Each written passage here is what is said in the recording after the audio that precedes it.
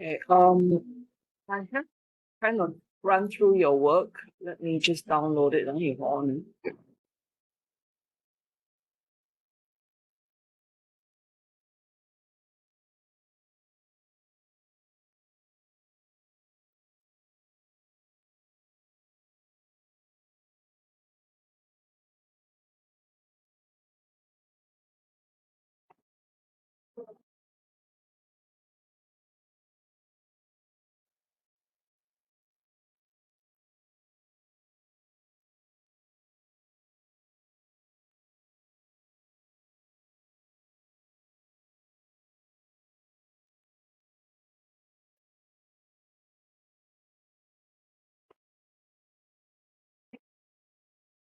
So Chun Chun later on got FYP, my final year students examination, so have to Okay, be no problem, because I was just informed that it is supposed to be just a starting point, but then they want to make it a bit grand, and then I have to be there to not throw to roll the final.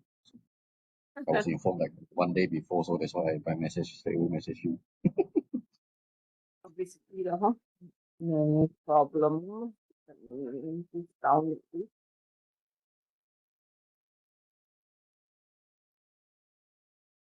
It's a bit different here. It's a bit more the things are more expensive here. It's Bangsa Soft compared to PJ. So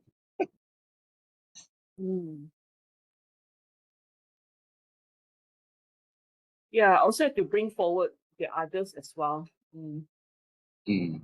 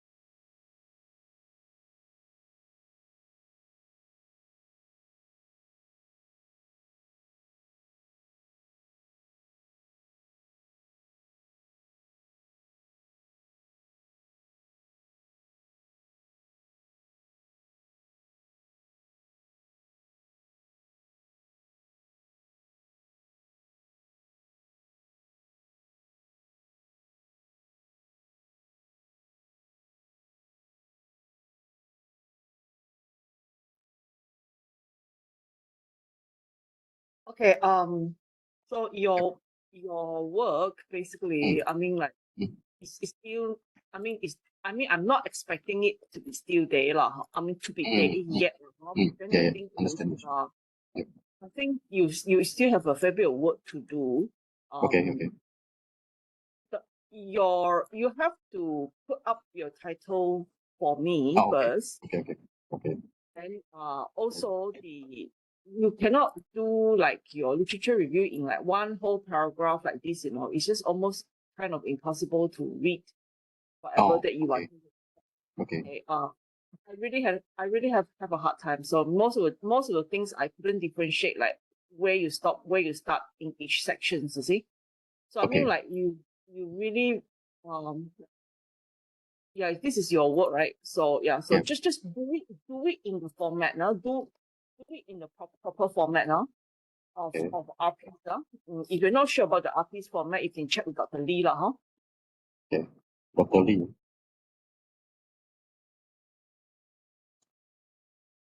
Okay. She's your RP coordinator lah, so she should have the whole thesis format lah, huh? Okay. So you mean the one with the abstract, literature review, all this, or it's a specifically for literature review?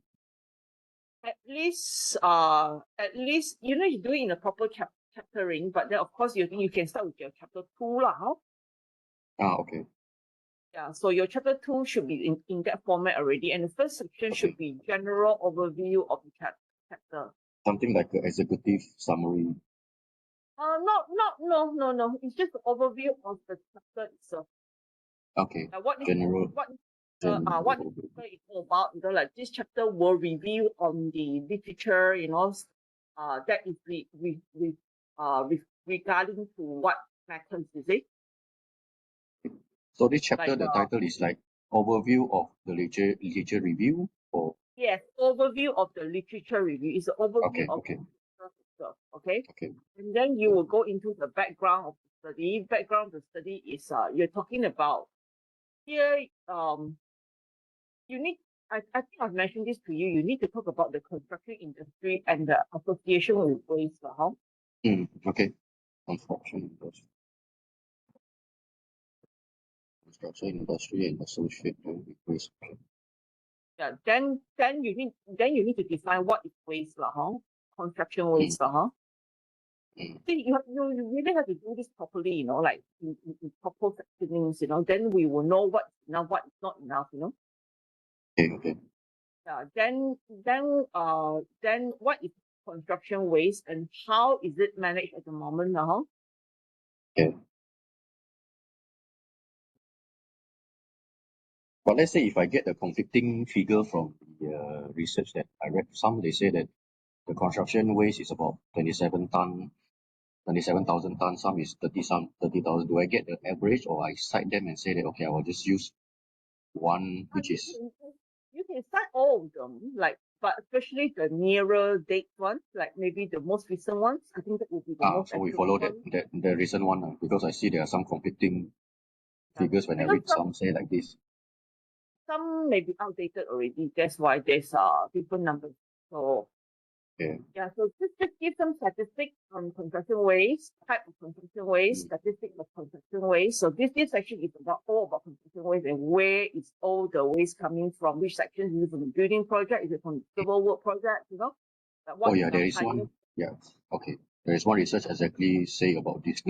Exactly this one. So they even have a chart to like brick and cement how much, wood how much, all this. They have this on one of the researchers. But try not to stick to one, like in one section like this.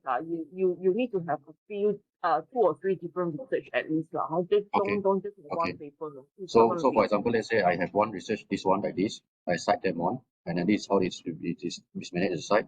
Second research, they say that this is how they manage a site, and then you can take a different case study, like 2 or 3. It really depends on how you write. I mean, like I actually prefer to write issues by issues.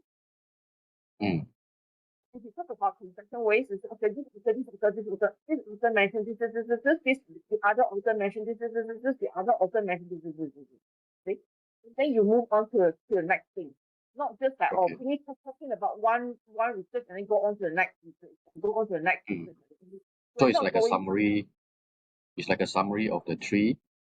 And then like what you said, this is how construction this waste is managed in this particular area, and this is how it's managed in this particular area. So something it's like like a that. summary. No, issues by issues, like what, like when you tell a story, you finish telling one thing first and then go on to the next thing. So don't go by paper. You have to go by issues, like your issues, because this is your literature review. Okay. Like let's say your 2.2.1 is type of construction waste. Then of course you can have 4 or 5 different papers. That everything is talking about type of construction waste.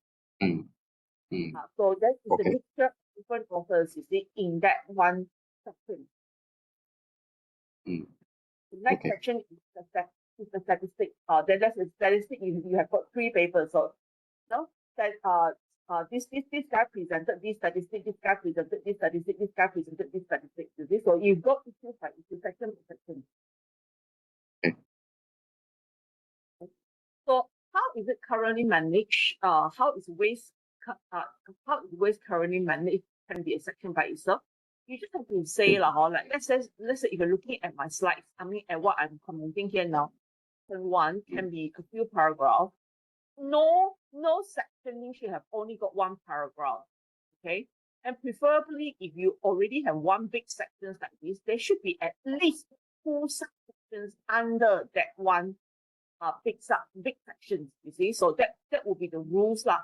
It'll be a bit silly to have like 2.3 and then there's no subsectioning and then you have like if you don't have subsectioning, then you should have at least a few paragraphs. That is really talking about like there's substantial information for that one section. So Okay, so for example, let's say this item 2.3, construction waste and how it's made to site. If I go for 2.3.1, types of construction waste, and then I elaborate from there, categorize as what, and then 2.3.2, how is it currently managed at site, and then It's whatever up I to need to you. explain But further down. they should be at least two sections. That's what I said. And what the title that I'm putting in here is not the final title. You have to reword it. So if this is what the section is about. Okay, okay, And then you can have a very specific 2.4 sections, 2.4 for waste management, construction waste management. Or if the information is not a lot, then you lump it under 2.3, subsection under 2.3. But if it's really a lot of information about construction waste management all over the world and in Malaysia, you can have a proper section 2.4 also if you want. So that is very optional, okay? okay, Then your title should be about legislation. So the next section that you should have definitely will be legislation, you see? yep, correct. Legislation pertaining to waste law. So then In Malaysia, right? This one you can go legislation by legislation now. Okay? If there's only one legislation on construction waste or on something like this or related to something like this, if there's only one now, maybe you can break down that legislation into the different areas. So you're basically reviewing on the I wouldn't want you to review on the legislation, but I want you to review on authors who talk about this legislation. Okay. It's not the right time. I mean, you can talk about the legislation, but you don't analyze the legislation at the moment. So meaning that analyzing the type of the legislation that we have, and then how is it enforced, how effective it is. No, you don't analyze. Analysis is not part of literature review. What you need to do is when you talk about legislation, you are giving general information about the legislation. You can talk about, let's say, environmental legislation covers this, which section in the environmental legislation covers this, you see? And then what the other author says about this legislation, like how effective they are and all that.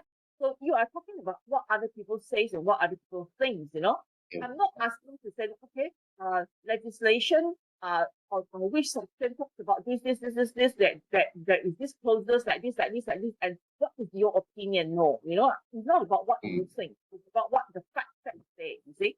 Okay. Okay. So legislation, if it's more than one legislation, so this section should be talking all about legislation that is related to construction waste and how it is managed. Construction waste management should be a section by itself because construction waste management itself, there's many things. It's either, recycling can be one policy already, and then how to get rid of it is probably another thing that you need to look at. Well, you see, so I think that is all in construction waste management now. Okay. So let's say there's an author saying about they propose to the government about some tax break or something like that. So I can cite that author's work inside the literature review, but not analyzing that part. It's just that there is. Just saying that no. If you say that authors saying that there's break and something like that, that is not under legislation. That should be under construction waste management already. Okay. You are managing construction waste using legislation. Okay. Or using government policy. So under construction waste management, there may be things like government policy, legislations, recycling programs, etc., etc. Okay. So your concern now is that we want to see, yes, we have legislation here, many legislation here, and how effective is this legislation being implemented now in the construction industry with regard to waste management now. I think what you need to do now is, from the overview, from this framework that I'm giving you here, try to find literature and slotting here, and then you have to paraphrase. You cannot just copy from the literature and then dump it in that, okay? Because that one will will make your turning in very, very high, and then in the end, you can't get past. So under each sections, like for example, 2.3, you write about construction industry, and then like how the waste are being produced, at the end of the day, what is waste.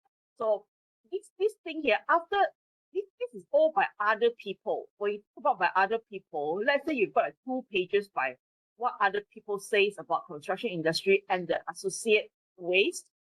Then at the end of that section, you must have a summary. This is where your thinking is after you have digested the upper, what is your summary? So your summary can be, okay, construction waste is an issue. It is part of the construction industry. So now the following section will discuss what. So you need to have one section bringing it into the other section, your own thought, 1 or 2 paragraphs at the end, and then bringing it into the next following section. Why are you discussing the next section? That is the expectation of literature review. Okay, so I think from construction industry to construction waste is not an issue. From bridging from construction waste to construction waste management is probably not an issue as well. But construction waste management is the part that you really need to study very carefully, because like I say, you can go from it from many perspectives. Like you can read up on legislation, you can read up on government policies, you can read up on organization efforts in terms of recycling. You can go for international efforts in terms of construction waste recycling or reuse or disposal you see. So all these are part and parcel of construction waste management. So you need to have a very clear framework. What is under construction waste management? And then at the end of construction waste management, you have to point out that your pyramid is getting narrow and narrower now. It's upside down pyramid. The 2.2 will be the top of the pyramid, down to 2.3, down to 2.4. Now we are focusing onto legislation in Malaysia regarding that. So you said, so at the end of 2.4, you can actually summarize that there is many efforts in terms of construction waste management. But one of the efforts that we are unclear of is legislation. So then the following sections, you want to review on legislation that is dealing with construction waste management. Then your 2.5 will make sense. So you want to split your 2.5 up into different acts or different policies. It's up to you. Okay. So depending on what information you have, or if there's only one legislation construction waste management, then we may want to break it up into the different sections in that act that talks about maybe the act talks about disposal, the act talks about recycling, the act talks about cleaning up. I don't know. So you are essentially trying to point out to us what is in the act itself. Okay. Under this section or the following sections, you can also review on what other authors says about this act. Like, are they saying that it's effective, it's not effective? Like, which author says it's effective, which author says it's not effective, and why did they say that it's effective, why did they say that it's not effective? You see? Okay. All right. So I think there's a lot of homework already, and I'm just going to give you up to legislation. These 5 sections go clean up first, and then send me a draft like say to be reasonable by 3rd of February lah. Okay. Good. Yeah. So it has to be proper sectionings, proper sectionings and proper formatting, and then filling up all these holes. So meaning that the framework is okay. By point, the point that you mentioned, general overview of chapter, then I run through the chapter, run through the summary, all these things, right? And then after that, when with the summary, Then I come to the No, next section. Why next section is needed? For example, let's say construction management, I narrow it down already, let's say. And then when it come to the summary of construction management, that's why we go to the next section, which is the legislation. So that's what you say is bottom down here. Okay. That kind of framework. Okay. the overview of the chapter, you don't need to write first. This one, sometimes we can always write it. It's only one or two paragraphs at the beginning of the chapter to tell yourself and the audience what you're doing in this chapter and why this chapter is important, you know, and what is it going to lead to later. You see, so this one here, 2.1, you can write at the end of the day, you know, like when you know your framework is really clear already with the other sections. Okay. So you try to split up your things here nicely first. Try to sort it into all these sections first, and then start to add on things like add on other literature. I can tell you literature will definitely not be enough now for all this. Yeah. Okay. Okay. Can. We can finish up to legislation and finding out how many legislation are there with regard to construction waste management and all that. Will be very, very good already. So but the thing is, we cannot waste too much time as well, because this one will, the moment the semester starts on the 8th, right, the clock is going to start ticking already, and you need to submit chapter 1, 2, 3. Okay. Okay. So my thinking is by week 1 or 2, or even like maybe the latest week 3, we really got to sort this out, really clean up already. There's no time at all for you to be like roaming around. You know, we need to leave at least like 3 weeks maybe for your introduction, and then we need to leave at least 3 weeks for your methodology. Okay, so that essentially we'll be talking about after corrections and everything. 3 weeks means that, what, 3 weeks for introduction means that it's ding-donging between you and me 3 weeks, you know. So meaning that you give me, like, you know, and then I review. It's like the more you give me, the more I can review. But the problem is a lot of students, they cannot do that. So they will give me at the end of it one time, and then I only can review it one time, you see. So it's really up to your own timing. I cannot control that, and I'm not going to control that as well. But what I'm going to tell you now is the last 7 weeks, 7 weeks or so, we need to focus no matter what, die. If your literature review doesn't come out as good, by week 7, we've got to move you on to chapter 1 and 3 already, and we've got to leave things as it is already. Okay? So what I'm going to give you now is up to legislation and which legislation cover construction waste management. Up to this point, I want it to be done by 3rd. Okay, and then after that, in literature review, we still have effectiveness of the legislation. We still have previous research, you know, that needs to be done. Okay, I think construction waste 2.3, you can do like, don't think of the word manage, just think of the current practice. This needs to be better, not like differentiate it between 2.3 and 2.4. So 2.4, you really concentrate on construction waste management, and 2.5, you concentrate on the relevant legislation. Okay, so hopefully by 3rd or 4th or 5th, you can give me a draft, and we can review it, and then you go back and, you know, like clean up again, and then by week 3, I can move you on to effectiveness and previous research. Previous research means that I want to see how effectiveness of legislation type of research is being done. Okay. It's purely about how other people do research, what technique they use, what analysis method they use, what parameters they use, and all that. And this will help you in your chapter 3. Okay? Okay. Good. Right? Okay, so that will be the time frame. By week 3, whatever we're talking about here today, I don't want to repeat again. Okay? Right? I wrote it down. So we will sort it out like that, you know, like because no matter what, time is a critical factor here. Whether you can do it or not, how well you do it or not, we can only mark you, correct or not? I can only comment and then I can only say, okay, in the end, forget it. Let's move on. And then, you get the marks that you get, basically. Mm. Okay. Understood. Okay. So I will also send this to you, and then at the end of the day, when I process the whole recording for everybody, you can also come back to the recording and watch the first section if you're still a bit unclear, Okay. Good. So you have any problem? I cannot really hear you.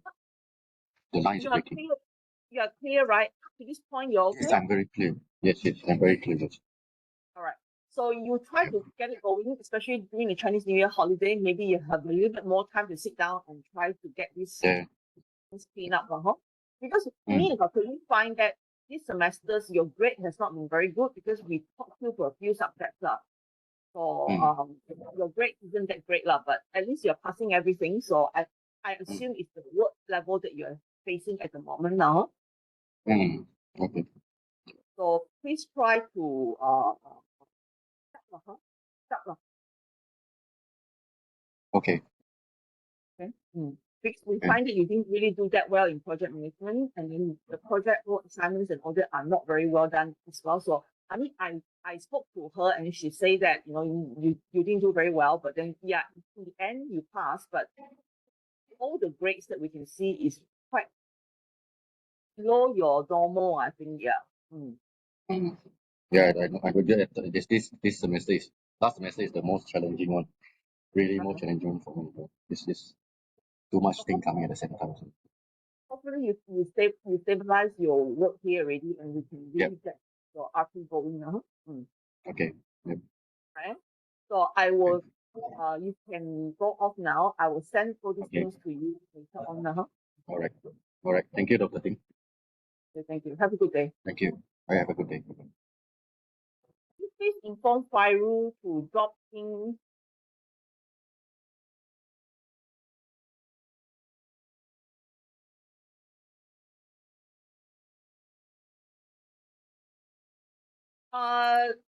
Morning, Lida. You didn't Doctor. tell me. I didn't get anything from you, did I? I don't remember getting anything. Saya belum email lagi. But Okay. I've done something already. Okay. I share. Yeah. Oh, okay, Ken.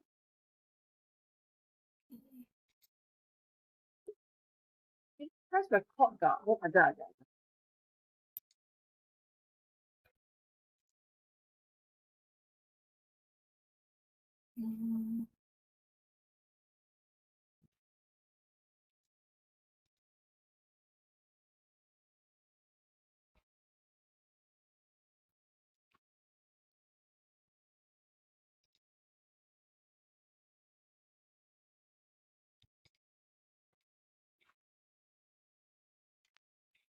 Share screen, Ken? Oh, no, I haven't unshare. Sorry, that's why. Okay.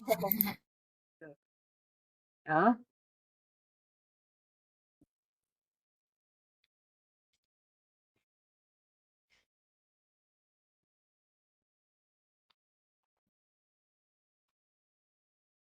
Okay, Ken.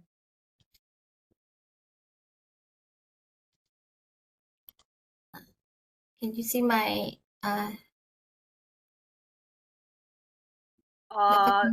Dr. Ting? A bit small. You start to enlarge it a little bit for me. Okay. Okay.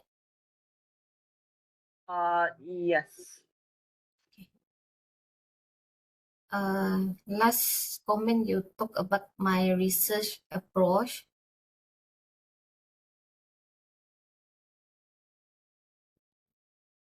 Actually, I have amended based on your latest comment last time, Dr. Ting. Okay. I don't remember what I commented.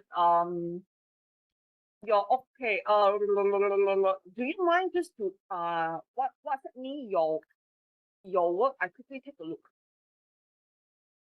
I add on the research design and the flow chart. No. Just message me. Just message me, and then okay. And then you message me now, because Email. Okay. no, I just email. WhatsApp. WhatsApp, ah? Yeah. Okay.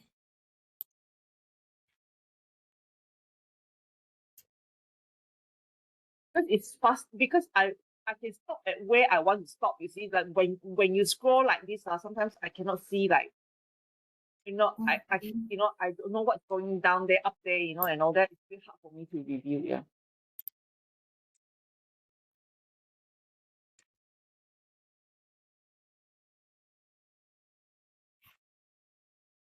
Okay, got it. Chapter 3. Okay. All right. Your research methodology. Let me have a look. So overview of the chapter, research approach. So you're going to use qualitative approach, and you've mentioned why you want to do qualitative approach. So in the qualitative approach, you are going to go for case studies. Am I right to say that? Correct. Yes. A case study. Can you explain the usage of case studies in your section 3.2? 3.2. Yeah, your section 3.2, your own section 3.2 here, because you talk about qualitative approach.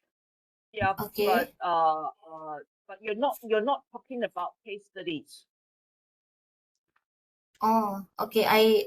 So I do the subsection for 3.2 under the research approach.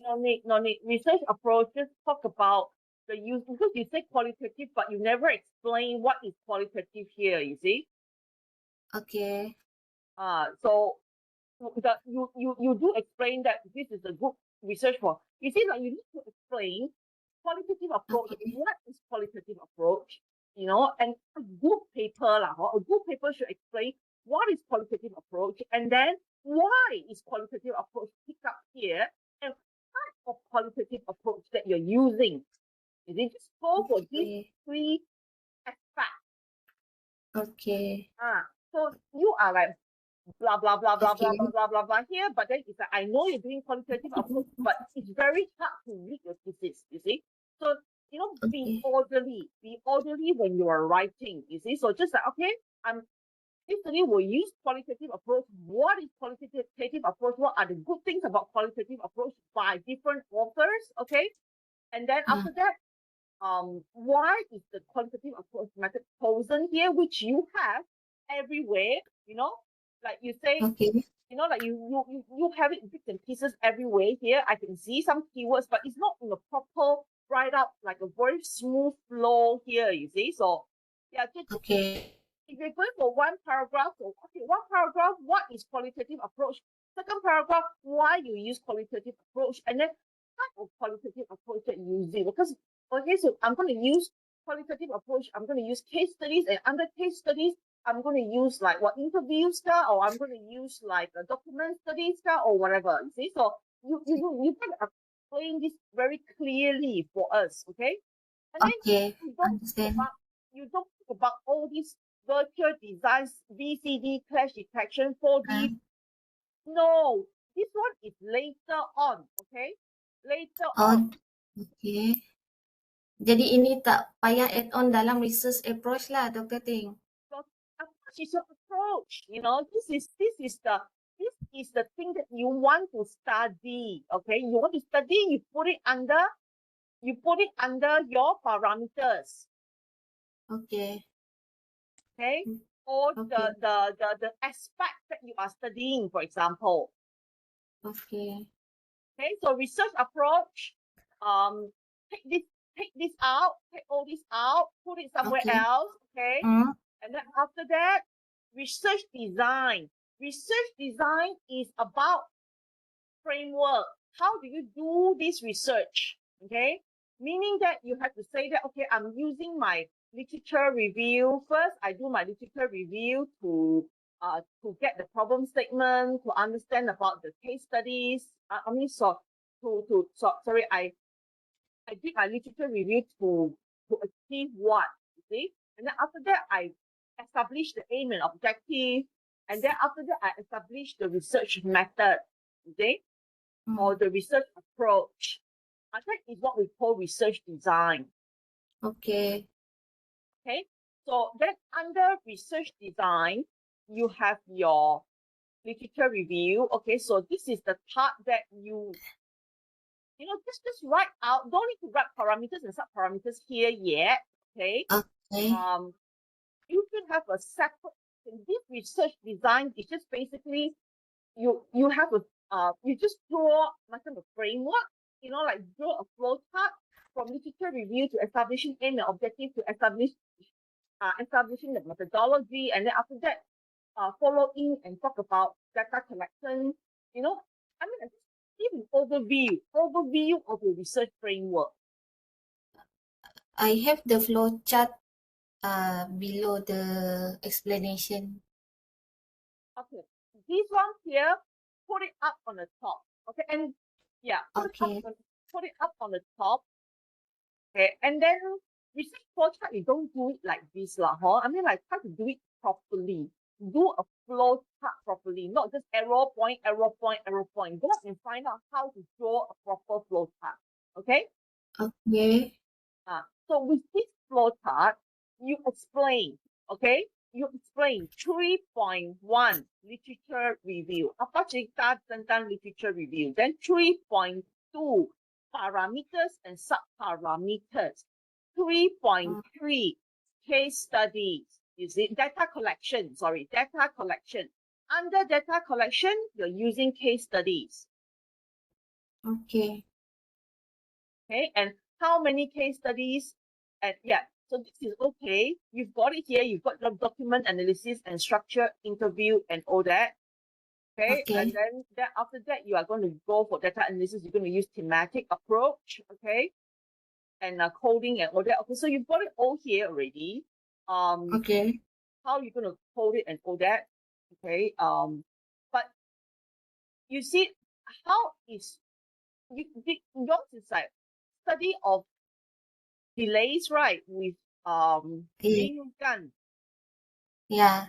Okay. So meaning that somewhere along the line, you need to put in this the one that you take up just now. This thing here. The clash detection and all that. You've got to put Okay. All right. So okay, after you put a research design, you can just put very briefly or under the research, or don't put the word design, just use the word research, proposed research framework. Okay. Okay, then that is a bit easier to understand. Then you put in, Okay. the following flow chart is the approach, is the framework for this particular research. Okay.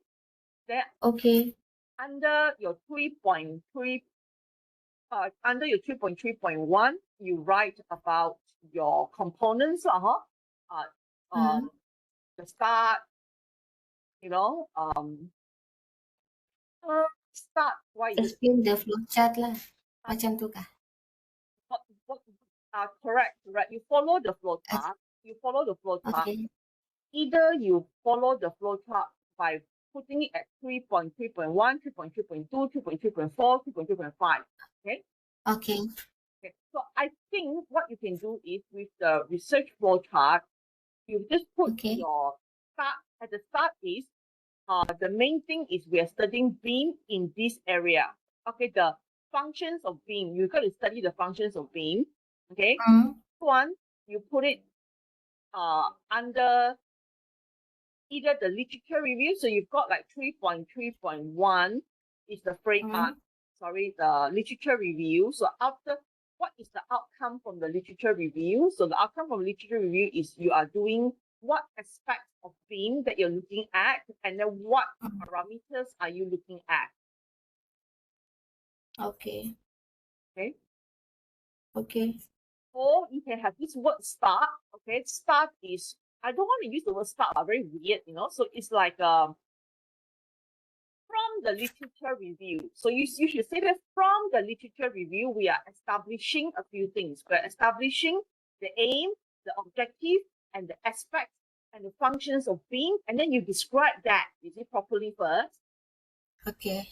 And then the output, from the literature review is to determine the research problem, determine the aim and objective. Aim must have aim, not just objective. That's the main objective, and then after that you discuss the functions of beam, and then you discuss the how to determine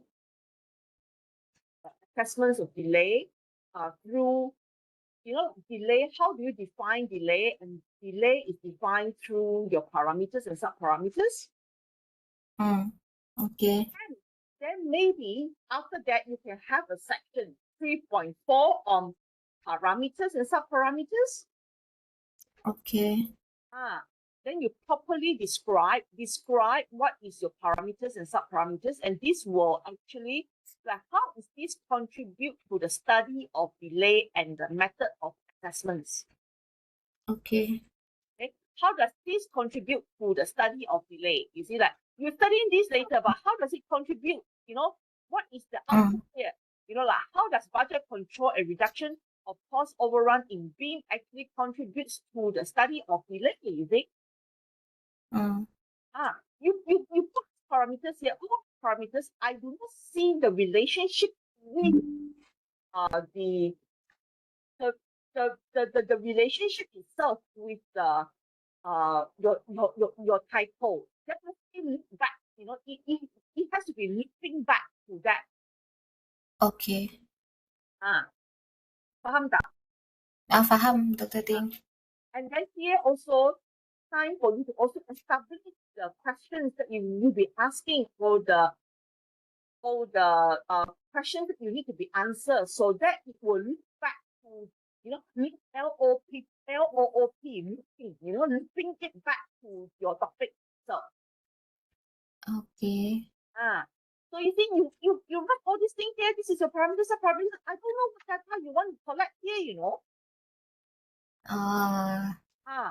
Bagaimanakah you not looking back to beam, and then bagaimana you're going to look at how effective this, I can't tell, I can't tell. So if I can't tell means you can't tell also.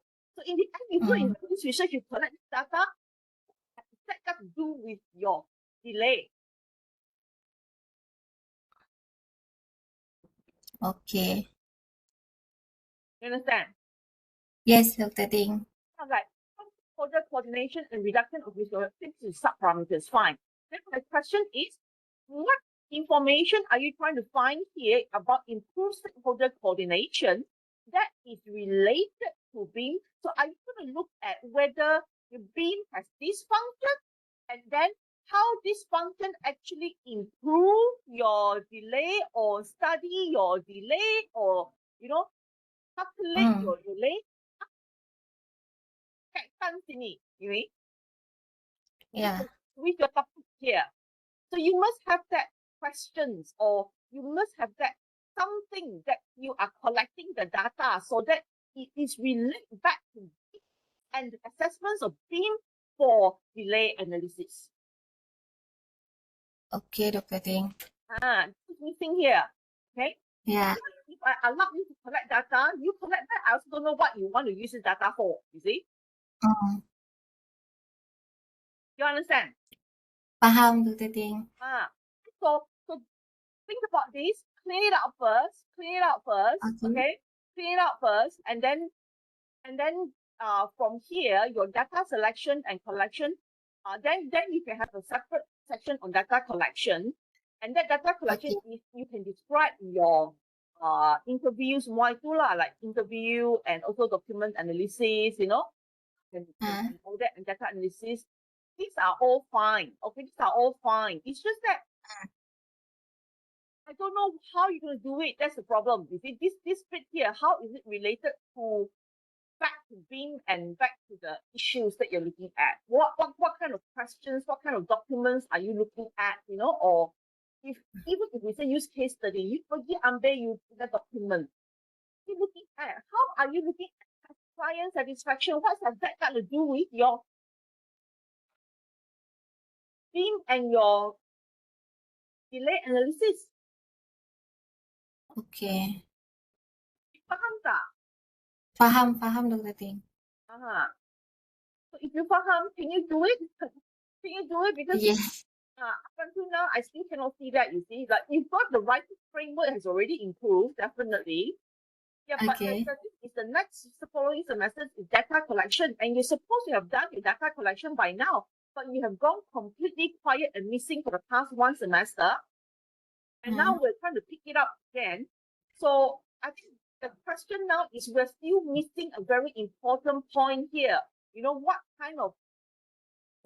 is all these parameters got to do with your delay? Is it, what is the topic again? Can you repeat it to me? Sorry, Dr. Ting. What is the topic again? Being effectiveness in mitigating the delays project. So effectiveness of being in mitigating delays, correct now? Yes. Then you explain to me what is client satisfaction. How are you going to look at this to see that this is mitigating the delay? How are you going to look at client? What aspects of client satisfaction that you're looking at, and that is related to being ability to mitigate delay? Answer me this question.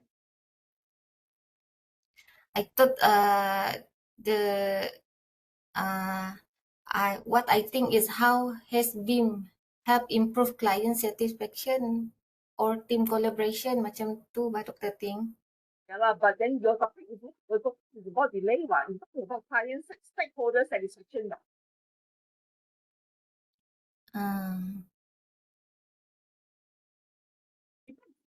Topic, of course.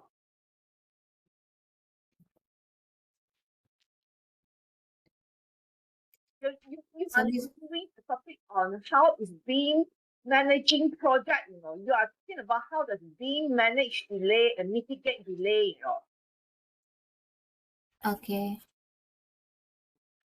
So you go through your own thing here. You've got like these few parameters, and most of these parameters are already out. It's like collaboration. So how does what questions are you going to be asking and relating this to delay mitigation? So does BIM has any function that improves stakeholder coordination so that you can use it to mitigate delay? Yes. Yeah. Okay, then this one can stay.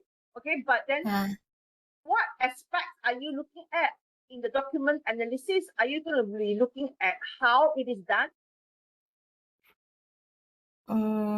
Actually, this parameter is more to interview, but for document analysis, I specify what macam kecilkan the parameter for document analysis, Dr. Ting.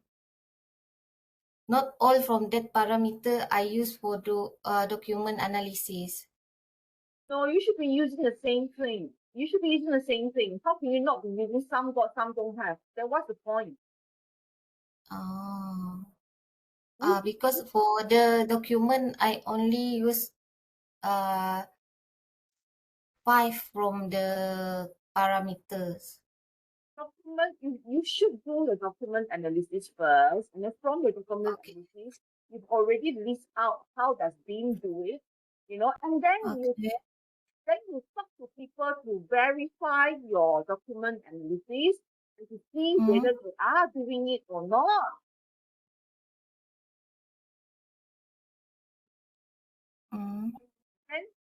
Then the question is, do they have any other way? Do they know any other way, you see, of doing it under the same BIM that you don't know, kind of thing?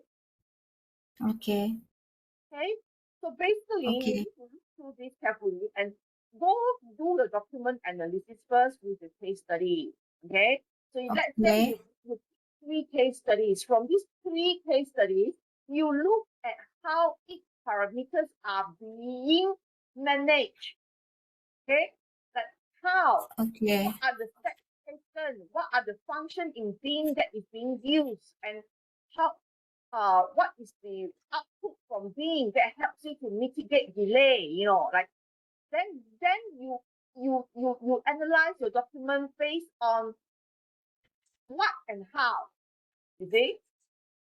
Okay. Which function, how is it carried out? How does the people in that project carry it out?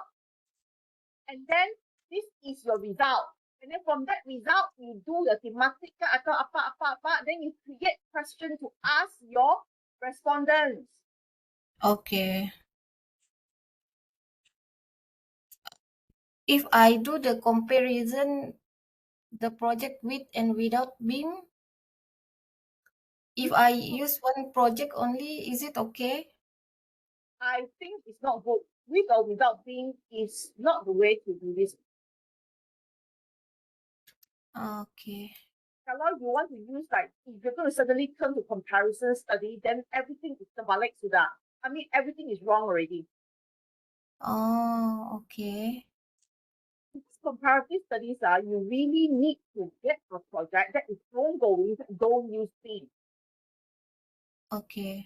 Okay, you have the project that is ongoing or already finished that don't use Beam, and then you yourself have to go to Beam and run the whole project with Beam, and then baru dapat make the comparison. Okay. Then So with the and case without. study is all project with Beam lah, macam tu kah Dr. Ting? The case study is, if you want to do comparative studies, you have to get project that is without Beam, and then you apply Beam. Okay. If you take project that is with Beam, how do you unbeam it? How do you unbeam it, you see? Mm. The fact that you unbeam it. Because we have, because JKR just adapting Beam recently, we have one school project with Beam and without Beam. Oh, you have Actually, with Beam and yes, without Beam. The same project with Beam and without Beam. yes, but they don't use all function of Beam. They use one of the function like clash detection. Okay. I thought Then you teach it not with nothing. You only have one clash detection. Then the rest you have to go and assume and apply it yourself.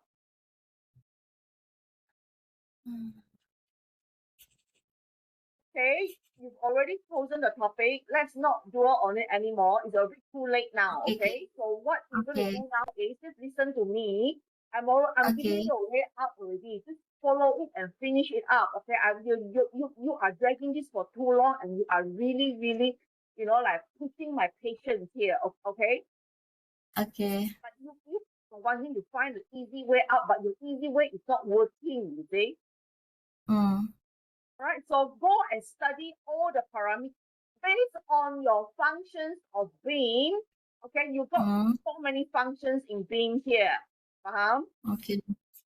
Okay, then all the functions in Beam, what are the parameters that you have that is related to this function?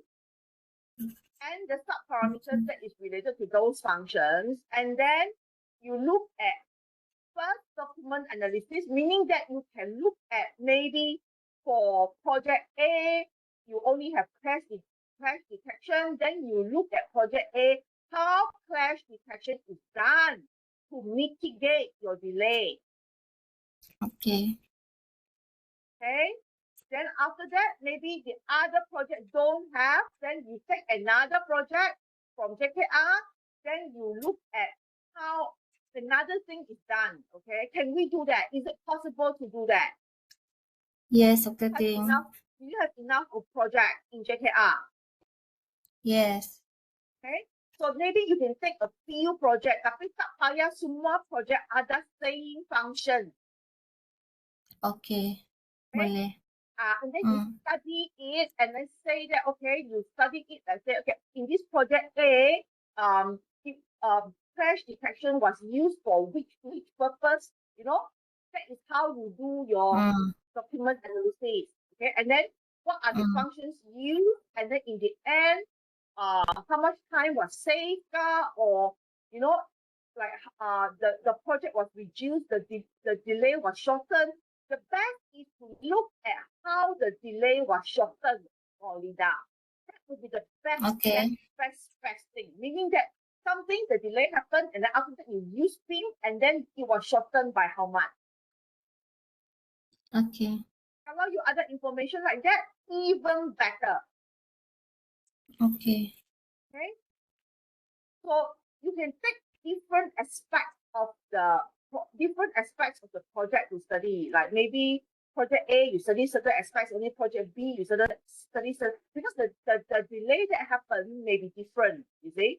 So you're looking at document analysis, all the project that has delay, and then after that, how was being helping to reduce that delay?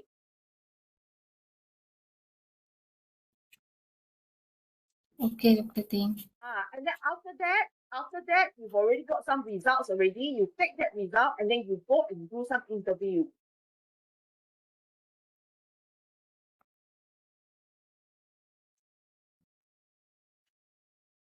So interview is just to verify, like, did you do it like this?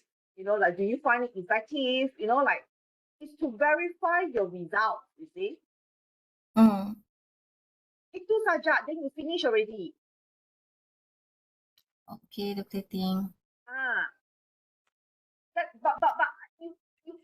you must be confident in telling me whether you can do it or not. I mean, like, jangan I say all this, and then later on you go home, you cry, and you say that I cannot do this because I don't have enough information on this. In your head now, do you have information? Do you have projects that have delays, and then they actually activate BIM? Or you just, if really don't have project that have delay, kita buka. I mean, we get from scratch saja lah what to do, meaning that we will take a few projects and then we will look at applying this function, bagaimana dia help to mitigate delay.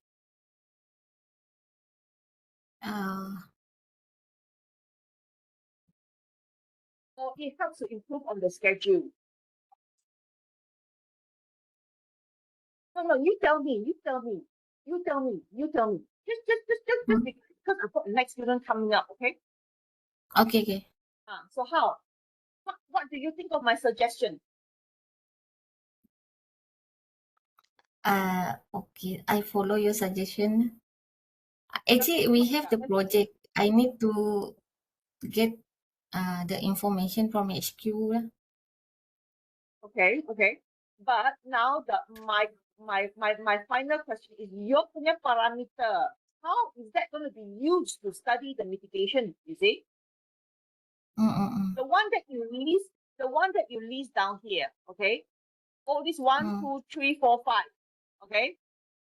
1, 2, 3, 4, 1, 2, 3, 4, 5, 6. Is it 6 or 5? 1, 2, 3, 4,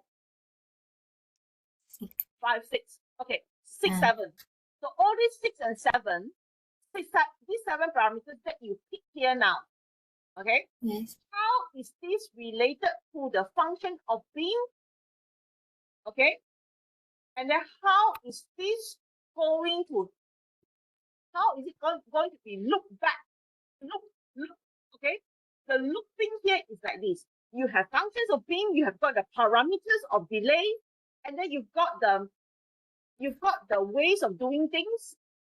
Okay.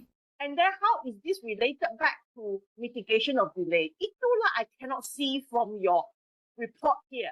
Because now I ask you to go and do data collection. I don't know what kind of data that you're going to collect that is going to be meaningful, you see. You yourself already tell me client satisfaction is about how BIM makes people satisfied. But your topic is client satisfaction lah. Okay. Faham tak? Faham, betul. Now I have a very big question mark about all this that you see.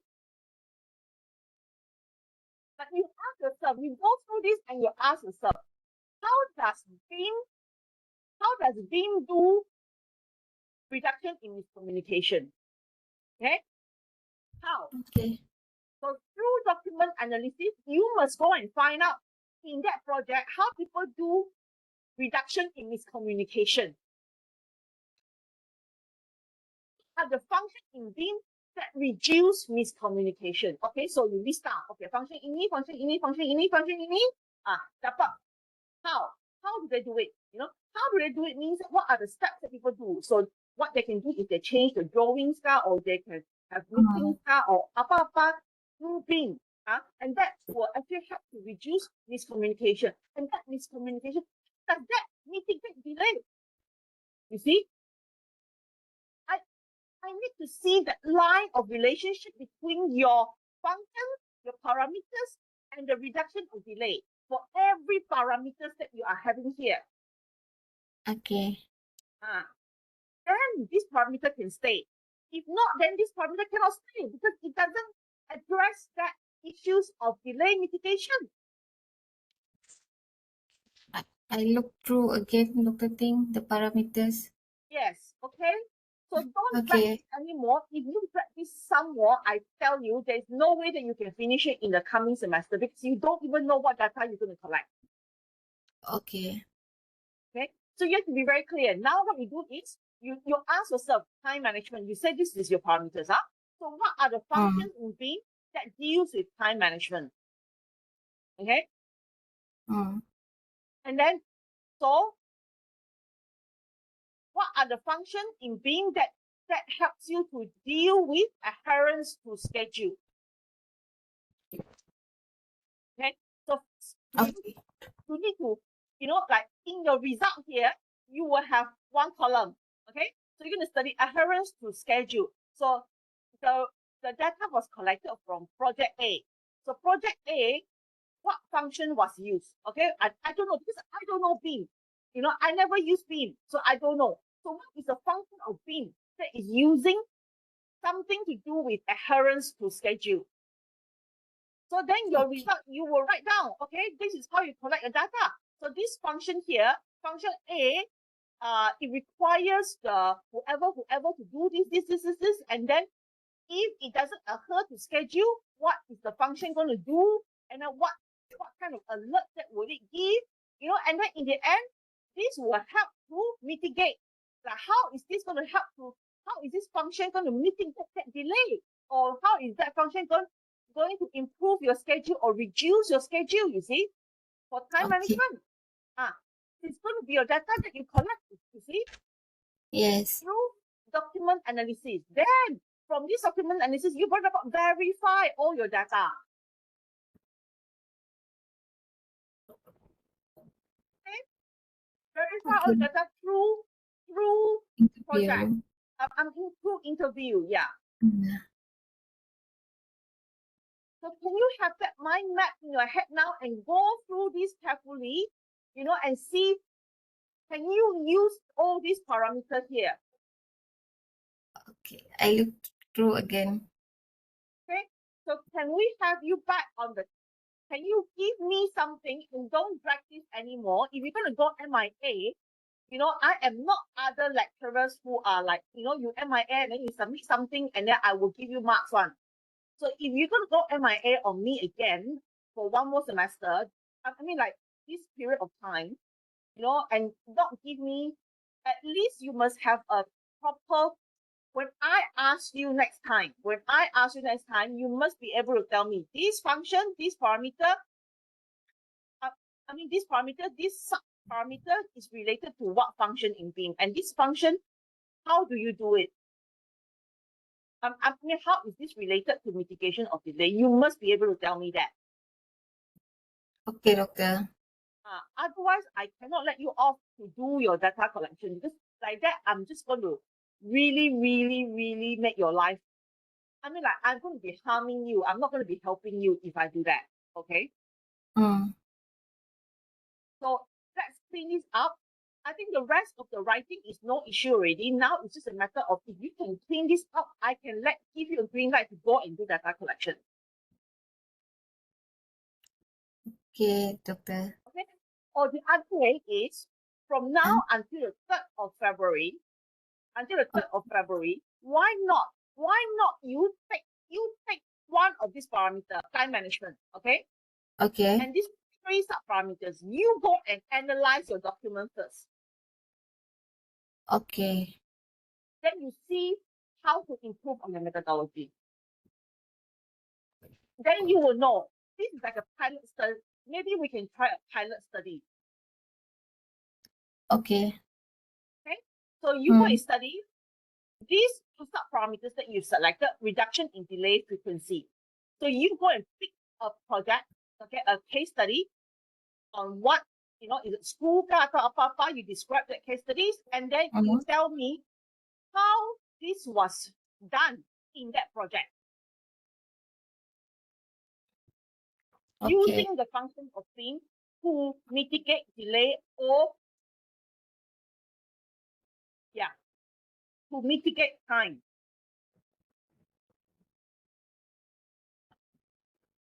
Can we try that? I mean, this is another way that I can think of for you to, understand this better. Some people may need hands-on, and then once they have hands-on, then they know what to do. Because macam like I ask you to think, you just cannot think something, like there's nothing that come out from your thinking. That's the problem. Okay, so up to you now.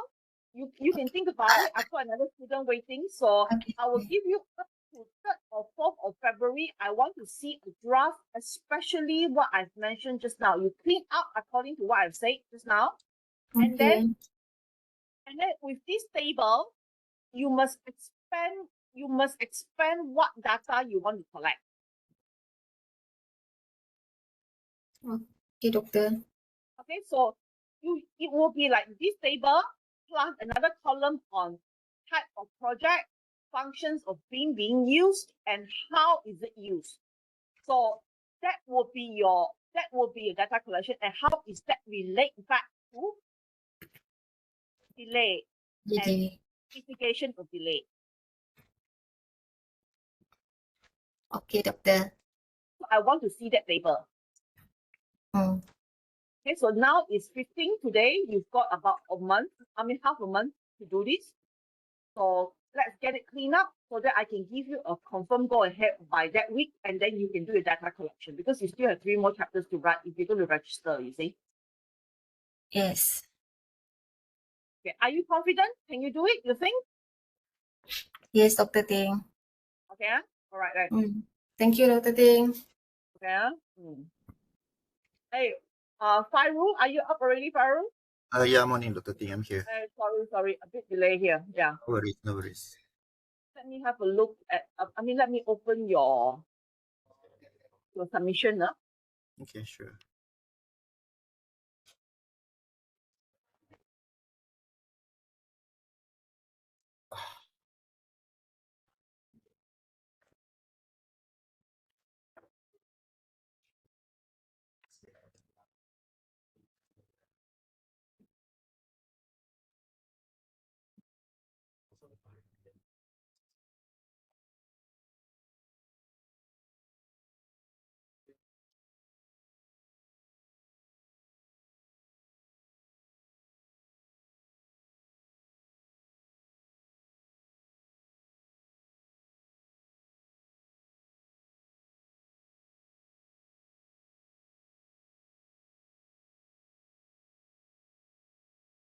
Okay, I'm not going to look at your introduction because there's no point. Okay. The main thing is the Chapter 2. Chapter 2. Okay, so your chapter 2 should start off with very simply.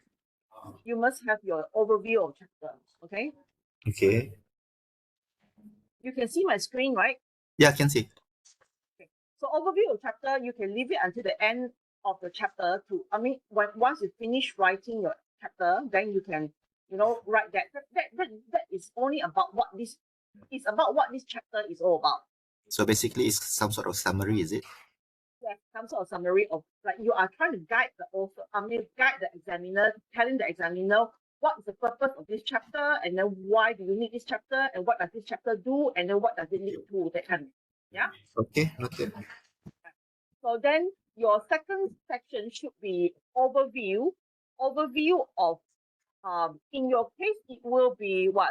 Housing industry specifically, or basically building, so you, Yeah, building you are more to looking at housing building. the thing.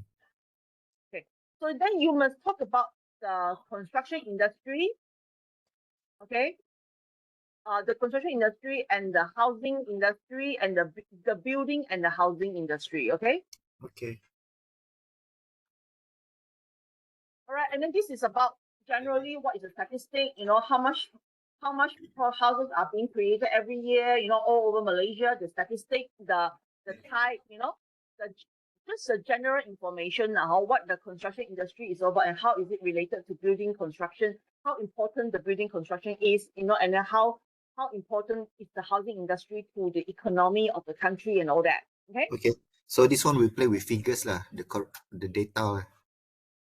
Information, Information, okay. data, information, yeah, writing, statistics, everything. Yeah. So it's Okay, general information about the building and housing industry. You can write about a page or 1.5 page like that. Is there any certain time frame of the year for that? I mean, like 5 years, 3 years for the latest information? Try to stick to the recent 5-10 years lah. Okay. Okay. And then maybe under this particular section, you can have a 2.2 point, maybe general is one of them, and then 2.2.1 can be general, and then 2.2.2 can be issues, like talk about the problem Okay. with the building or housing industry, and then out of all this problem, it must have the word defect coming up. Okay. So it's like your upside down pyramid. Now you have you are slowly going into your main story, which is the defect. You see? Okay, understood. So Yeah. there is where I that part is where I define the defect, is it? Then your 2.3 is the one that you define defect. Oh, okay. So here, let's say your 2.3, you said defect. What is defect? Okay, so you really must have a lot of data writing on defect, category of defect, type of defect. So this part here is very important for you to define defects and the type of defects and what else? Anything that you can think of defects, Mm. like it's more of a definition, types, and then maybe even some statistic about the frequency of the problem, and all that problems, with defects. Yeah.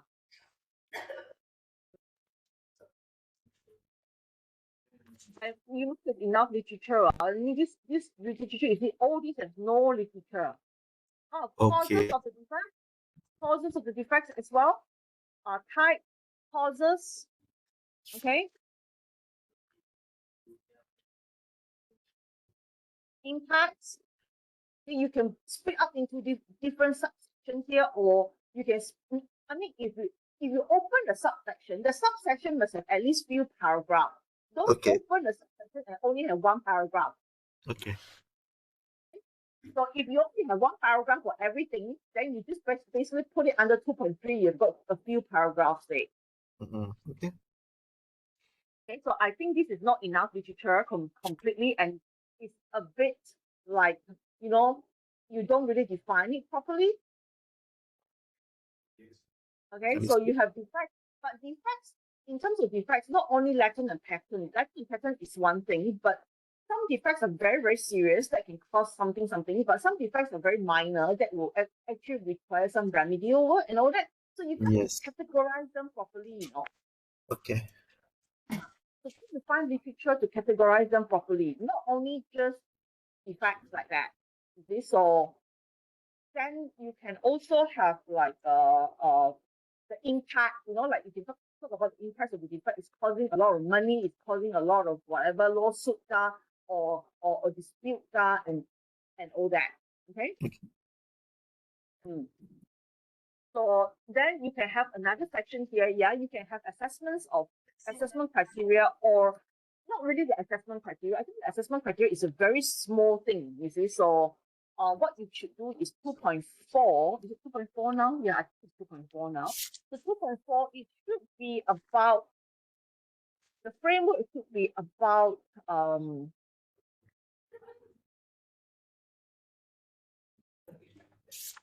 maybe the current practice. Oh, okay. So that's the one I talk about the QLASIC. Yeah, what is available? What are the available tools? What is the available tools? Tools, that's one thing. So QLASIC is just a tool, okay? Yeah. What other tools are there? Okay, so find out if there's anything overseas or locally that people are using to study effects. Okay. So this Okay. one I don't have to narrow down to Malaysia, right? I can touch about Singapore as well, right? Yes, can. Okay. What are the available tools? What are the available criteria for measurement? Okay. And all that. Okay. But Okay. of course, in the end, you've got to be very specific about Malaysia Yeah, understood. because at the end of this section, I want you to point out that we may need a good like what we're trying to point out here is maybe maybe you can put some statistics here. So instead of putting statistics of effects within the top category here, that now you just have to type, define types and impact. So this is what you do with the 2.3, but the statistics meaning that it's like even though there are so many assessment criteria or they're available, some effort and all that, but we still have some statistic here that shows us that like things are not really looking good. Okay. Like many complaints, it can be in the form of complaints, it can be in the form of rejections, it can be in the form of what, you see? That is like saying that, yes, we have got QLASIC, we've got this, but how come we still have so many houses that is rejected, or complaints, or something that shows you that, in the end, the conclusion here for this particular section will be like, we may be not practicing very well. Okay. So up to 2.4, basically we want to show the audience that this research is necessary. So that's why I want you to maybe look into the current practice, like definition, current practice. The current practice can be from many aspects. It can be from, like I say, the tools.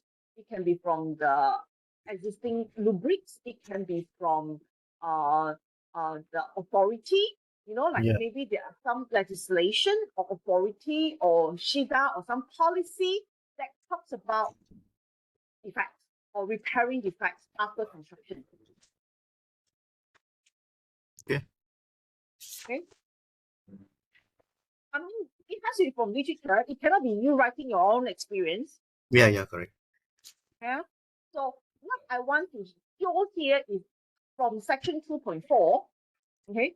So after every section, I need you to be able to summarize that section and say that, okay, like for example, from the construction industry 2.2 section, you may summarize that, housing industry is really one of the very big industry and it contributes to a lot of the economy and all that. If something is wrong with it, then it will affect the industry. So that could be the importance here.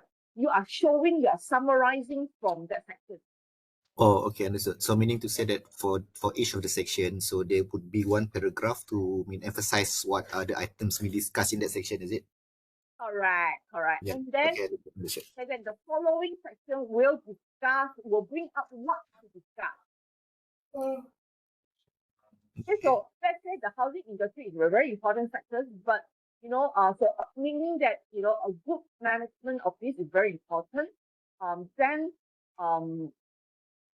how do you move into the word impact? You see, like because we have a section on problem.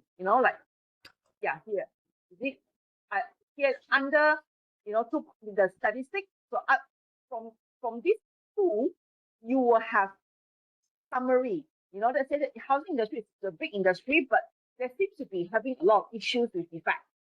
Okay. That's the conclusion that you make from 2.2. And then the following section will discuss defects in building construction in more detail. And then we talk about defects, apart to defects, and what is the general meaning of defects and what are the type of defects. Some defects is pattern, some is latent. That is about seeing and not seeing. And then you can also describe defects in terms of seriousness as well. Like maybe some defects are really leading to building failures, or like irreplaceable or irreversible kind of damage. Some is something that you can actually repair, and make good, and then it will not compromise, and some will compromise, something like that. Okay. And then what is the causes of all these things? It can be from material, it can be from workmanship, it can be from design, it can be from what's not. Okay. And then what are the impact? It's going to impact, it's going to cause a lot of complaints, a lot of management of complaints. It's going to be causing a lot of field, So you see, so you've got a lot of writing on that. Then part of this section is like we need to know, we need to understand maybe what is the practice that we have for defects at the moment in the industry. And then the following section is about current practice. Come again, what was it? No, the thing is, after your section 2.3, did you get what I said just now? Like Yeah. the defects, and then like the seriousness of the defects lead us to think that we must understand what is the practice, the current practice that we have in order to manage defects.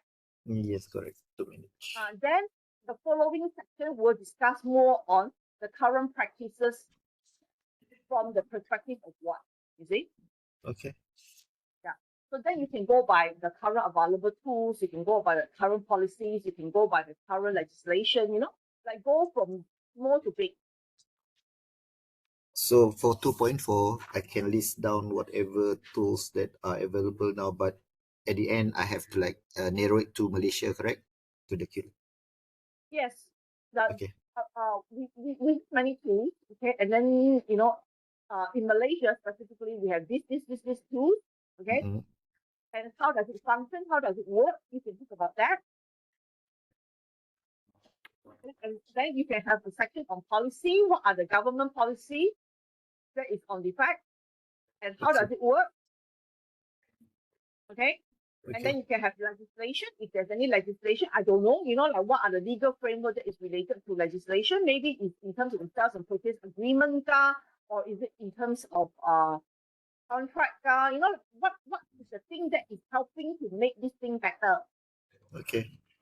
How is the house buyer or whoever is being protected from defect? Okay. So the current practice, there is many things in current practice that you can look at.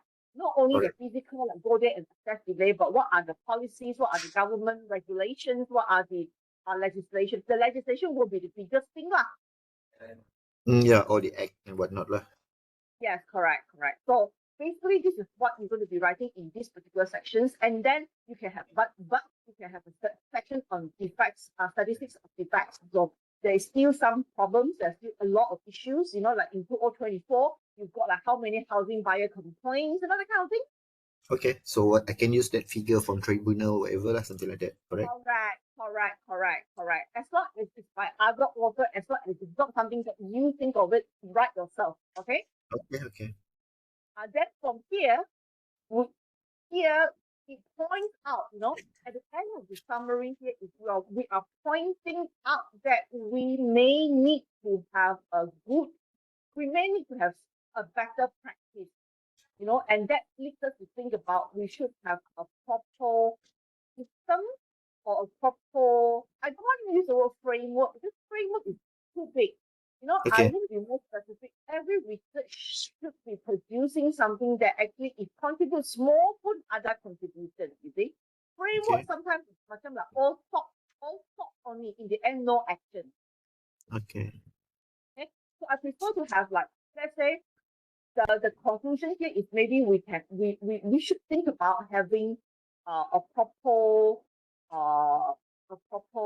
something, like what else do we have here? Assessment criteria, right? Legal framework, case studies. So this one maybe you can move out to current practice. Okay, 2.4. Okay. Yeah. So this is, yeah, I think most of this is up there somewhere one, okay? Okay. So yeah, so build up, slot it in the right places, and then maybe here is like, maybe are we focusing on assessment criteria only, or are we focusing on designing designing a way to evaluate defect? That's the problem I'm facing now, Dr. Ting. It's a bit vague currently. I don't see there's like two direction now. Never mind. I think we do up until here first, Okay. because the thing is messy. And after I speak to you today, I think if you complete the up to 2.4, we should be in a very good shape to determine whether what is missing. Okay, Because which at the direction we moment, should go? yeah, because at the moment, under current practice, you've got not much things here, so all is somewhere, but then it's not properly being lined up here for us to see. So you may not be able to tell like, exactly what is missing. Is it missing a very important tool? Is it missing is it missing a policy? So we Yes, don't know correct. yet. Yes. Yeah. So let's finish up to here first, and then we decide what is coming out next. Okay, sure. Okay. Okay. So can you my pick for everybody is do give me something by the 3rd or 4th of February that I will call for another meeting. Okay, can. After Chinese New Year lah, huh? Right. What you need to do is I need to give you this deadline, because if you're doing your RP1 next semester, by week 7, whatever that you have in your literature review, we have to tolerate it, and this is it. Whether it's good or bad, we have to leave it as it is. We've got to move on to your chapter 1 and your chapter 3. Yeah, So okay, understood. you've only got about 2 weeks to actually write your chapter 1 and chapter 3. Because if you do a good job, like if you do a good job, you can take all this information and shift it to your you can take all this information and shift it, like sort of like summarize it and write a problem statement and your aim and objective. Okay. Right? Then the last bit here, after we decided what the direction that we want to go in, whether we're going to create a policy or whether we're going to create tools or assessment tools, I would like to create assessment tools. I think that will be a very nice thing to do. Okay. Okay. But we will see what is missing here first. Okay. Then there is a section that you need to write later on, previous research. What are the previous research that do this? Maybe you can look at how Singapore do that tools and all that, and how other people around the world do their tools, and then if we're looking at tools later on, okay. Okay. So that will help you with your methodology. So Okay. maximum, we must give at least 7 or 8 weeks to 7 weeks maximum. 7 weeks is already very, very maximum that we can give to your very minimum that we have to give to your chapter 1. You do a good job for your chapter 2. Chapter 1 and 3 you will feel the stress being not so high. Okay. Because we can see the clear picture of that particular research. Correct. You can adopt some method from previous research to your method. Your problem statement is already all there after you've written all the things up here and current practice and all that. So we know what direction that we're going. So your aim and objective is already very clear. So you see, chapter 1 is going to be very fast if you do this section up here. If you do it well. Okay, understood. So meaning to say to get chapter 2 in good place lah. So only that can proceed for chapter 1 summarize it. Yeah, correct. So Okay. so what happens is I will only give you up to week 3 to clean this up until here. So that is the first time. Then after that we will see how you go, and then I will give you another 3 weeks from 3rd to make to clean this all up. Okay. Okay. Then I'll need to move on you to the actual direction already. Okay. Okay. So Understood. now up until 3rd, we are finding the direction. Okay. Okay. So go through the literature It's review your and remarks now. find the direction. I will send it back to you later. Okay, thank you so much, Dr. Ting. And then this meeting is already recorded. So after I process it, I will also post it to everybody. You can go to the right minute to find our conversation. Okay, okay, noted. Right? Huh? So Okay. we get technically your first draft done first on third. Okay, can, no problem. Can be done. Okay, so this will be your second draft, huh? And then Okay. from there, we will ding dong some more. Hopefully it will only be, can you add on more, and all that. That would be very minor, but then but if this is really still messy like this, then it's going to be a serious problem. Okay, I'll rearrange again based on your feedback. All right. Mhm. Any questions, Faru? So far clear. So whatever, I'll text you if I need more information. Yeah. So if not, then by third or fourth, you need to take note of the deadline and email me back your second draft. Yeah, sure. I'll get it done before that. All right. Thanks. Thank you so much, Dr. Ting. Okay. Bye bye. See you. Bye. See you.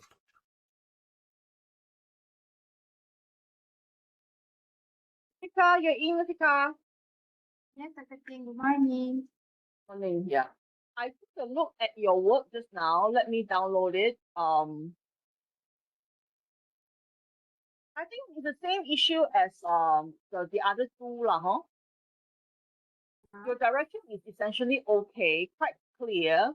Yours is quite similar with sorry, not Tok, what is his name again? Sol lah, huh? You're looking at policies and legislation. The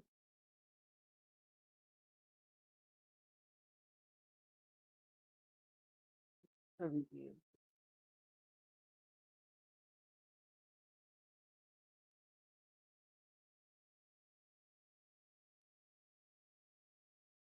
All right.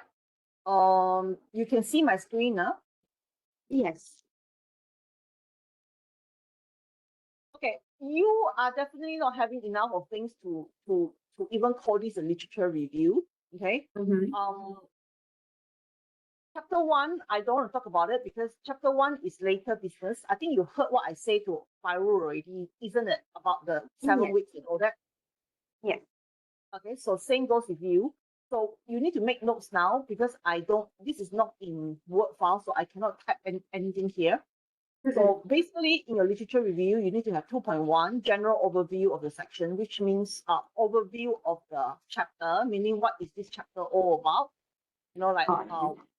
What is covered in this chapter, what this chapter aims to do and what is leading to and all that. Okay, so you're going to use your chapter 2 to establish the problem statement and also to actually understand the problem, understanding the topic, understanding the components that is related to your topic, and then create your aim and objective, and then actually end up with your problem statement and how you're going to resolve the problem, so that is the methodology. So this is like general overview. You can leave this general overview 2.1 until all the section comes up, then you can wrap 2.1. We are still early. Okay? So 2.2, I need you to talk about construction industry and the rural construction.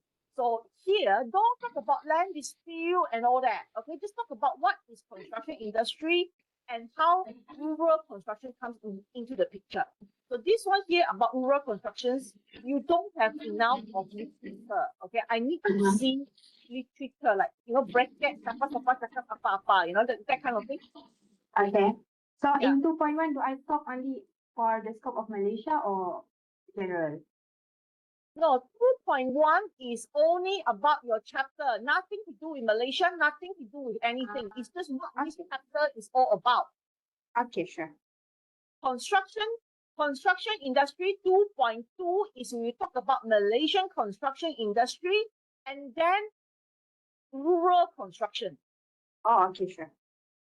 Okay, what is rural? We can talk about Malaysian construction industry as an overview and how important the construction industry is and how much it contributes to the GDP. What we could talk about 2 to 3 paragraphs of Malaysian construction industry and what does it build, and then move into talking about urban and rural. Okay. And then move in and say 2.1, rural construction. And then you talk about some of the things are here already, but you just have to rearrange them. What is the definition of rural? Okay. And how much rural area we have. And what is the demarcation between urban and rural? So define that properly first. Okay. So you've got some of these here. These are all here. Okay. But then, but it's arranged in a very messy way. Okay. And then we talk about, say, the importance of rural. There's nothing important about rural construction. It's basically, no, or you talk about importance of rural development. Okay. And so after you define what is rural and how many areas, how much population is under the rural area, I want you to talk about problems with rural. What is the problem that is brought up by having rural area? Okay. So you need to first and foremost talk about what is rural first. Don't talk about rural construction. Don't talk about rural development. Talk about the idea of rural and how much area is rural. Okay. And then from after rural, you move in and talk about something needs to be done. Why? Because rural people are also Malaysian, you see, so they are still lacking of water, electricity, and major infrastructures, etc., etc. And then you talk about rural development and construction. Okay. So you can see the pyramid here is an upside down pyramid whereby you talk about construction industry, urban, and rural. The definition of what is urban, what is rural. And then why is rural, the word rural, a headache? You see? Yes. And then from there, there is a need for rural development and construction. Okay. Then we talk about rural construction. Yes. Okay. So I'm not talking about this one is part of it, but I think it's not like importance of rural development. It's just part of like why we should do rural development. Okay. Okay. So all this is actually part of why we should do rural development now.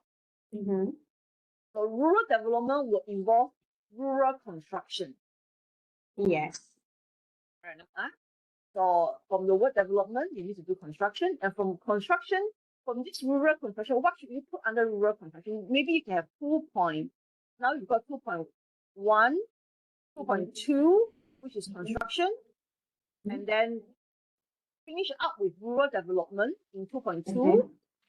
Okay, and then summarize and say that, okay, now we can see that, rural is also a very big, important piece of Malaysia. So rural development is really something that has to be ongoing, to improve the living standard of people and all that. And, and rural development will require a very important action or activities called rural construction. And the following sections will talk about rural construction. Okay. So in rural construction will be your 2.3. Yes. Yeah.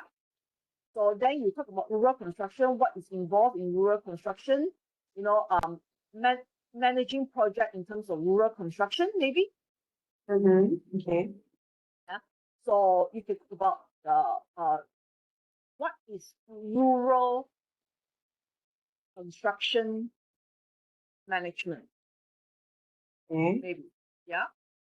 So under 2.3, you can have, but rural construction management will require higher level of project management, maybe. Yeah. What is required under rural construction management? So from rural construction to rural construction management, okay, what are the elements what are the important or critical elements within rural construction management? Okay. Then from there, you should talk about the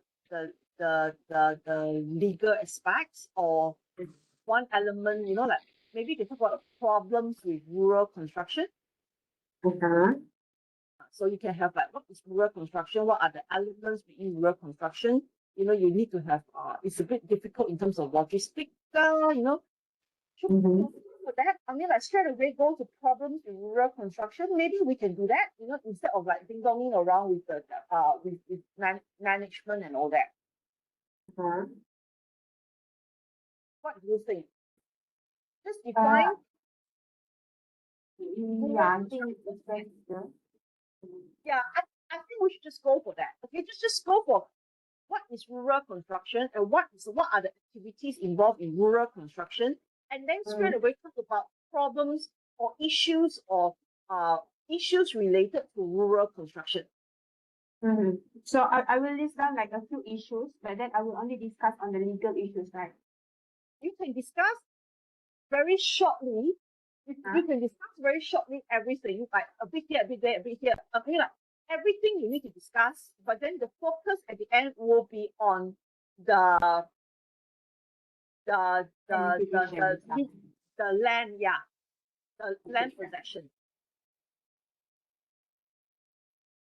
Okay, so you can have problems like it will require higher level of project management. It will have problems with logistics. It will have problems with finding sources of what, you know, like what you have to read yourself already. Okay. So you go in search for papers that is related to issues and problems related to rural construction. Okay. One of the issues that pops out will be land. Okay, land ownership and all that. Yes. Okay, so at the end of 2.4, you should summarize and say that, you know, one of the prominent issues is land possession. Okay. The following section will discuss specifically on this issue. All right, sure. So then, how do we discuss? So you can discuss it from the legislation point of view. What is the land code, like what you've done here? Okay, and then the contract aspects as well in every contract. Okay, and how site possession is also one issue. Yeah. Okay, and then yeah, so yeah, you know, like everything that is related to land, like legislation, contract, policies, you know, and then right, you know. Yeah. Can we do that? Yes, can. Yeah. Okay. So type of land dispute should be like categorized under the same thing. I think it should be under that land. So it could be part of the subsection in 2.4. Yeah. So you said now we have this land legislation that is like this, like this. We have got government policies that is like this, like this. You know, like normally what is the issues? I mean, what is the issue here? You know, like people don't give the land. You know, they have the right to the land, and the government cannot purchase the land because of NCR and all that kind of thing. You know, so you must list out. You know, like properly describe every issues here properly that is related to land. Yeah, and then many of these will end up in dispute. Yes. Yeah, and then you talk about land disputes. Okay. Yeah. Okay, so I think land dispute is there's a dispute in ownership, dispute in boundary, dispute in landlord tenant conflicts. You should expand on this. This should be here. I mean, this should be there, but then I think it's not enough information. Okay. Yeah. And how is this all this land dispute actually affect construction, rural construction? Okay. You have to write with respect to that. Otherwise, what's the point here? You know, the point here is rural construction. Yes. You don't lost point here. You know, the block point here is one of the issue with rural construction is about land, and you know, land dispute is causing a lot of issues with this. So now we want to see what are the ways of mitigating, what is a typical way of mitigating land dispute. Then if I have like what the court case report or something, I can also put inside there, right?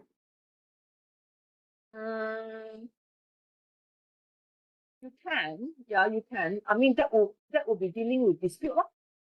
Yes. Okay. So all these different type of land dispute and whatever court or arbitration information and all this related to each and every one of them, you can put it under each of them, lah. Okay. Yeah. And then now it's like, okay, we understand this is the first part, the first 2.1, 2.2, 2.3, 2.4 from construction to rural development to rural construction, from rural construction to problems with rural constructions. One of the issues is land. And then you talk all about land, okay? So now we want to, what is the direction of this research? What do you think? You know, like, are we going to study? Because, yeah, I mean, I'm trying to understand, like, you know, like after we talk about all this, what is the outcome here? The outcome is what? You know, like, what is your aim and what is the objective here? Maybe I just want to see if the act actually helps in maybe shorten the time of the land acquisition. Like, let's say if we go for litigation, is it easier? Is it shorter time for the construction? Something like that. Can we do that?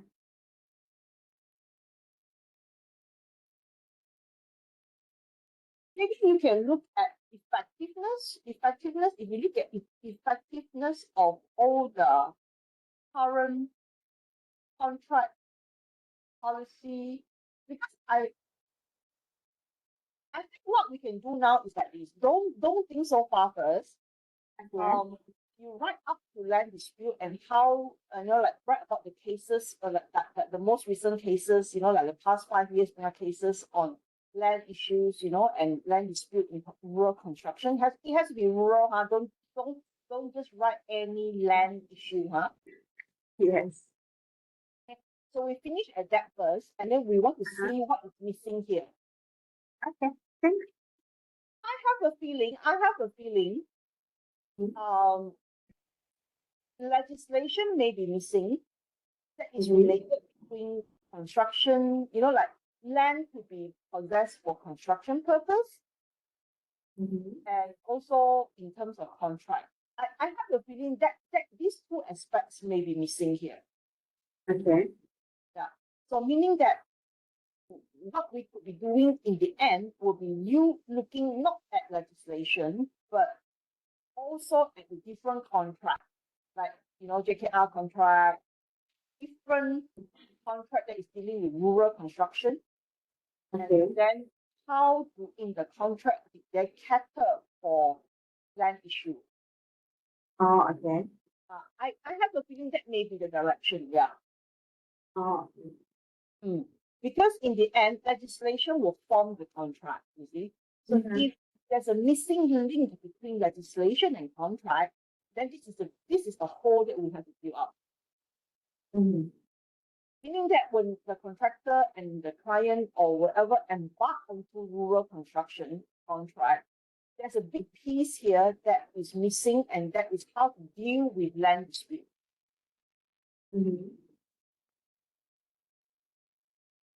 But we will see. That is my feeling. Okay, that is my feeling. It's from my experience dealing with legal and all that with regards to construction. But we may be surprised that it's actually already captured some way. It may be in the authority policies. We don't know. You see. So we may be even looking at policies plus contract. You see, so even you have a legal framework that comes in terms of land code, act, you know, and all that. That is a very big umbrella. Under that big umbrella, the relevant authority must take that big umbrella and convert them to their policy. And then from the policy, you will have the various contracts. For example, JKR public works, you know, public works deals a lot. So as the public works department, what's the policy that you have dealing with land policy? Maybe that is missing. Okay, yeah. So we'll look into it later lah. Then after that, then the contract is missing something. So your study may be looking at maybe public works on your policy. After finish with okay. public work policy, it won't be like private ownership policy. Yeah, it will be like public work. How does public work take over people's land to make it public work, to make road, to make, to build water pipeline? That is usually the possession of rights issue that we have in rural construction. So really is that kind of thing. Yeah, we can look into that later, yes. Yes, so we'll do that later, but we keep that direction in mind, that we may be looking at legislation, policy, and contract. Yeah. Okay, so your section 2.4, when we talk about land dispute, you when you talk about land and land dispute problems, okay, type of land dispute, then we have to write about the coverage of land dispute in legislation, in policy, in contract. So these are the literature that you may need to find. So you've got under 2.4, you've got like what is rural construction and what are the typical issues with rural constructions and blah blah blah. Yes.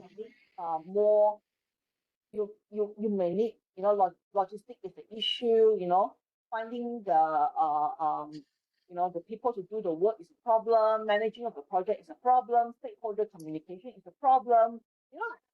There's a lot of category, okay, of problems. Yes. To finish about the category of the problem, one of the problem will be land ownership dispute and all that. Then your 2.5, you'll be talking about land ownership and disputes. Oh, okay. Okay. So let's finish. What we need to do in 2.5 is look at what is available. Okay. From research, maybe you cannot find it in JKR, the policy, but if somebody in research has already studied maybe JKR Malaysia, their policy of land ownership for construction, then they may write a paper. So these are the things that we need to find, you see. Literature that deals with contract on land, literature that deals with policy in terms of land for construction. Okay. You understand? Yes. So sure understand. Don't yes me and then later on go and say you don't, like completely blur about what I'm trying to do here, you see? No. I'm taking notes right now. I understand that. If I don't understand that, I will find you. Yeah, so 2.5 is going to be everything about what is happening now with rural construction land issues. Yes. Okay. How is it covered? And then what is the shortfalls? What are the things that is not covered or whatever? Then from that section we can conclude that which area are we going to be looking at? You see, like Okay. what is the lubang here? So you need to know what is available. Then you work out what is missing. Okay. Understand, yes. Then from that, then we can get the research direction. Yes, from there we can get the research direction more clearly now.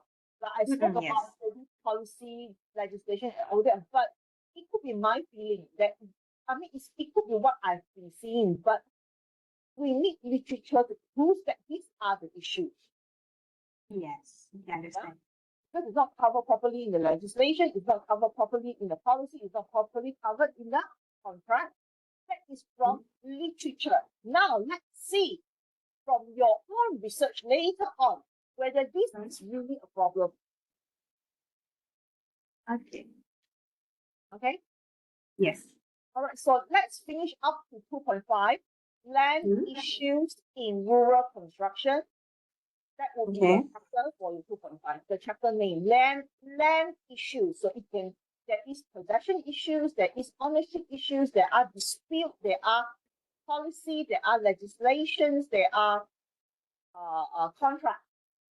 Okay, so these are the different things that should be coming in your section 2.5. Okay. All right? Yes. Yeah. Yes. Clear. So, 3rd of February, 3rd to the 4th of February, I want to see a well cleaned up draft and send it to me in Word file. Okay? Okay, sure. Yeah, Africa? Yes. Yes, Any Dr. more Ting. questions? Any more questions for me? So far, no.